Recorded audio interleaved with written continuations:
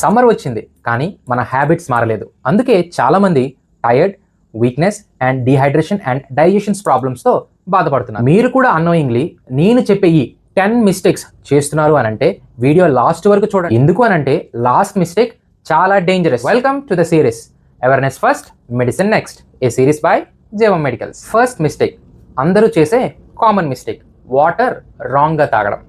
చాలా మంది వాటర్ చాలా ఫాస్ట్గా తాగేస్తూ ఉంటారు. మీరు డైలీ వాటర్ తాగుతున్నారు కానీ అది ప్రాపర్గా తాగుతున్నారా లేదా? ఎందుకు అనంటే మన బాడీకి వాటర్ అబ్జర్వ్ అవ్వడానికి చాలా టైం పడుతుంది. ఇంకొంతమంది వచ్చేసరికి ఎప్పుడైతే దాహం అనిపిస్తుందో అప్పుడే వాటర్ తాగుతారు. అప్పటికి మన బాడీలో డిహైడ్రేషన్ స్టార్ట్ అయిపోయి ఉంటుంది. మోస్ట్లీ సమ్మర్లో ఎక్కువ వాటర్ మన బాడీ నుంచి లాస్ అవడం వల్ల మన బాడీలో డిహైడ్రేషన్ అనేది చాలా ఫాస్ట్గా స్టార్ట్ అవుతుంది because of water loss in our body. దీనికి సింపుల్ సొల్యూషన్ ఏమిటి అని అంటే స్మాల్ సిప్ అనేది కంటిన్యూస్గా డిఫరెంట్ ఇంటర్వల్స్లో మనం వాటర్ తాగుతూ ఉండాలి.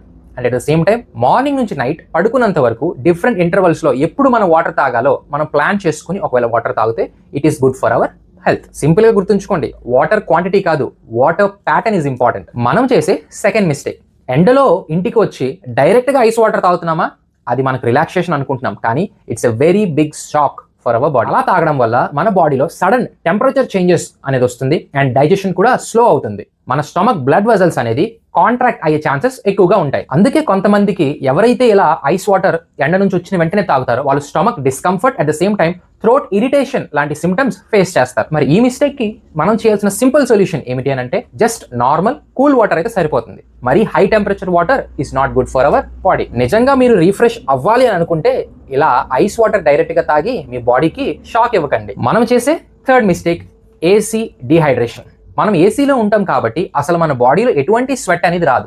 సో మనం ఏమనుకుంటామంటే డిహైడ్రేషన్ కాము కాబట్టి సో వాటర్ తాగాల్సిన అవసరం లేదని, బట్ అది కంప్లీట్లీ రాంగ్. ఏసీలో ఉన్న ప్రాబ్లం ఏమిటి అని అంటే మన బాడీలో వాటర్ అనేది లాస్ అవుతుంది కానీ ఆ ఏసీలో ఉండడం వల్ల దాహం అనేది అనిపించదు. ఇది సైలెంట్ డిహైడ్రేషన్ అని అంటారు. దీనికి కొన్ని సిమ్టమ్స్ కూడా ఉంది.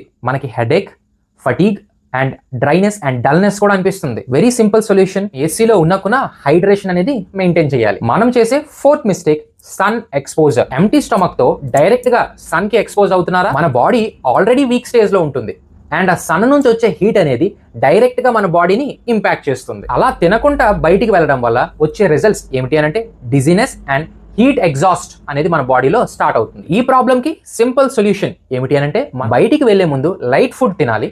At the same time compulsory water bottle అనేది మనం క్యారీ చేయాలి. And don't forget, very important, మన హెడ్ అనేది కవర్ చేసుకొని అప్పుడు మనం బయటికి వెళ్ళాలి. మనం చేసే fifth mistake, heavy food. Summer లో కూడా హెవీ ఆయిలీ ఫుడ్ తింటున్నారా? డైజెషన్ అనేది స్లోగా ఉంటుంది. ఎందుకు అనంటే బాడీలో ఆల్రెడీ హీట్ ఎక్కువగా ఉంటుంది కాబట్టి. ఇలా ఆయిలీ ఫుడ్ తినడం వల్ల మనకి టైర్డ్నెస్, హెవీనెస్ అండ్ ఎసిడిటీ వచ్చే ఛాన్సెస్ ఎక్కువగా ఉంటుంది. బెస్ట్ సొల్యూషన్ ఏమిటి అనంటే avoid oil foods, light food and easy digestible items అనేది మనం కన్జ్యూమ్ చేస్తే బెటర్. మనం చేసే సిక్స్త్ మిస్టేక్, ఓఆర్ఎస్ మిస్యూజ్. చాలా మంది ఓఆర్ఎస్ ని డైలీ కన్జ్యూమ్ చేస్తారు హైడ్రేషన్ కోసం, కానీ ఓఆర్ఎస్ ఒక మెడిసిన్ లాంటిది.